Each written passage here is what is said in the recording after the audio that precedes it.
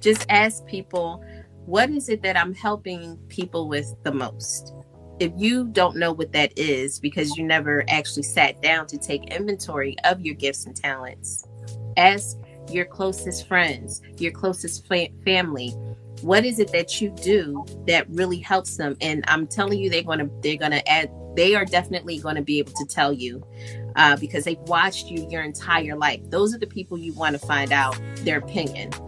Somebody that you trust and somebody who you respect and who's going to do it in love and not like try to tear you down or anything like that. But they'll definitely speak to your strengths, and talk it up to you, so that once you find out what those strengths are, now you can start planning around that, because that is your unique, what they call value proposition.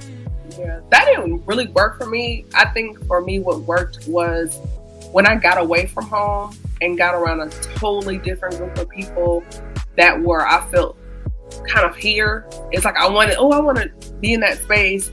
And so I started sitting in corners of virtual rooms and listening and not realizing, hey, maybe I can do that. Let me try. And sometimes you don't know you can do things until you get into a space where other people are doing it and it stirs something up in you. Like this past week, I've been reading 1 Samuel, right? And it's talking about the story of Saul and David and Samuel. And one thing I noticed about Saul during his tenure is when he got around Samuel, he started prophesying. And then when other people got in his presence, they started prophesying. And because what was on Samuel, like oil, it started to roll down. And so I say that, not trying to be preachy, but when you get into a space of creatives, it will initiate some gifts and things in you that you didn't realize that you had.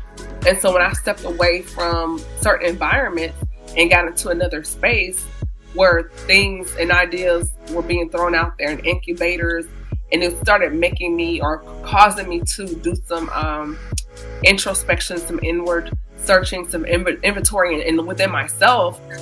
What do you really want, Camille? Who do you really want to be?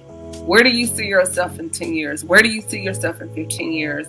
Even in this podcasting space, this was not on my 2019 bingo card. But being in those spaces, it started triggering some things. And it was like, well, wait a minute. And it's like sometimes like stop, slow down, try it. You never know. This could be the thing that opens up whatever for your family. Like, you don't know. But I have some friends that are real weird about trying new food.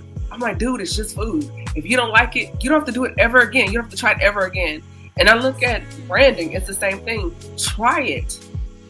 Get out there and try it. Well, what's that saying? Well, what if I fail? What if you fly? There you go. What if you succeed? What if you fail? But then look at the flip side of that. What if you succeed? And that's a very important point that you brought up too, Camille. You have to try. And your environment definitely matters, because if you are in an environment where it's going to stunt your growth, where people are not encouraging you to try new things, then it's going to be kind of hard if that's not the environment that you're in. But if you have something inside of you that says, you know what, I need something more than this, follow that, listen to that.